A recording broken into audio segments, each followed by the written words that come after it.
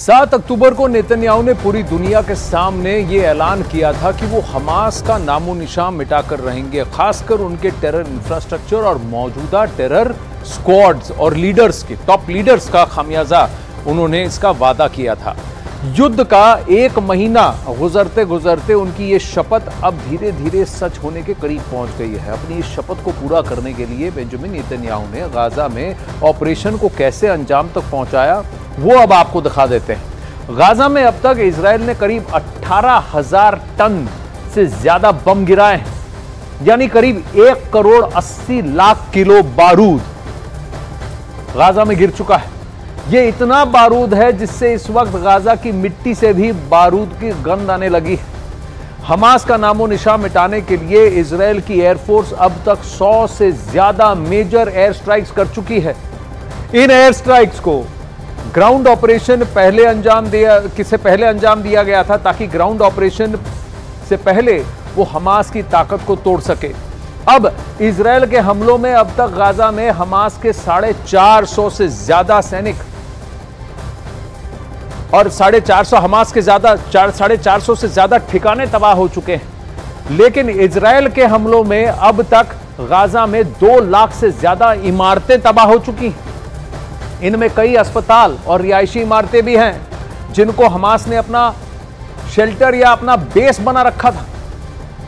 तो काफी सारा नुकसान हमास को हुआ है और कितनी पाउंडिंग, कितना असला बारूद इजराइल ने प्रयोग किया है, लेकिन एक सुनिश्चित तरीके से एक पर्टिकुलर प्लान के तहत इन्होंने इस ऑपरेशन को अंजाम दिया है। इजराइल की सेना इस वक्त हमास और हिजबुल्लाह दोनों को जवाब दे रही है। इजराइल पर हमले के लिए हिजबुल्लाह अब तक 3 तरह की एंटी टैंक गाइडेड मिसाइल्स का इस्तेमाल कर चुका है और अब इजराइल ने सीरिया से भी खतरे को देखते हुए गोलन हाइट्स की पहाड़ियों पर टैंक पहुंचा दिए।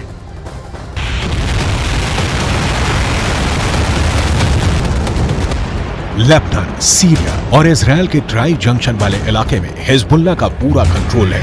इजराइल पर वार करने के लिए उसको जो मिसाइल मिली है वो उसे ईरान से सप्लाई की जाती रही है और ऐसी मिसाइलों का हिजबुल्लाह के पास बहुत बड़ा जखीरा है। तीनों मिसाइल बहुत ही घातक है, लेकिन अब एक बड़ी मिसाइल का नाम सामने आ रहा है, वो है फतह 110। इस मिसाइल से नेतन्याहू को डर लग रहा है, तो उसकी बहुत बड़ी वजह है। ईरान की ये मिसाइल 300 किलोमीटर तक हमला कर सकती है और ये अपने टारगेट के 3 मीटर के दायरे में गिरती है। एक बैलिस्टिक मिसाइल का इतना सटीक होना बहुत बड़ी बात है और यही बात इजराइल को परेशान कर रही है। फतह 110 की 2 और खास बातें हैं जिसकी वजह से इसे रोकने में इजराइल को बहुत मुश्किल आ सकती है।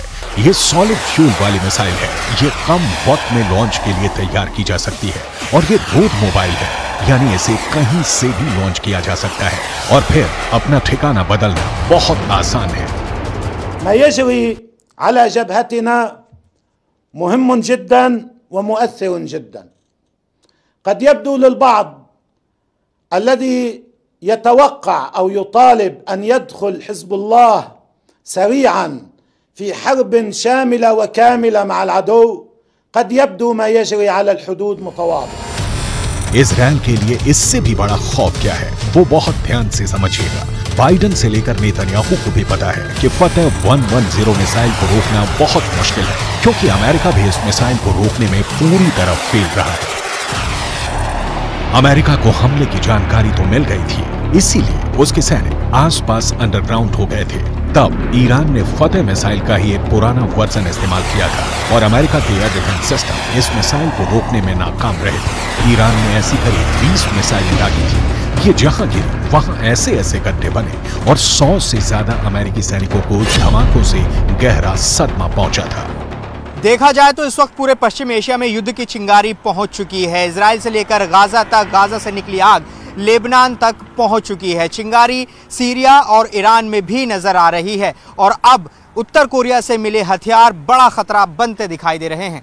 If they go strong, if they're not defeated, they will derail this process. They will imperil the entire Middle East. If the Middle East falls to the axis of terror, Europe will be next, and no one will be safe. This is not a local battle. This is a global battle. The paramount need is to defeat this axis That battle is now being waged by us against Hamas in Gaza.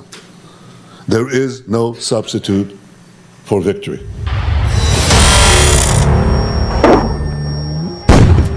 Hezbollah का खतरा बहुत बड़ा है, ये Israel भी जानता है और अमेरिका भी। अगर हिजबुल्लाह ने गियर बदला तो इजराइल के लिए उसे रोकना आसान नहीं होगा। यही वजह है कि अमेरिका के विदेश मंत्री एंटनी ब्लिंकन इराक का भी दौरा कर चुके हैं। जब ब्लिंकन इराक पहुंचे तो वो बुलेट प्रूफ जैकेट पहने हुए थे।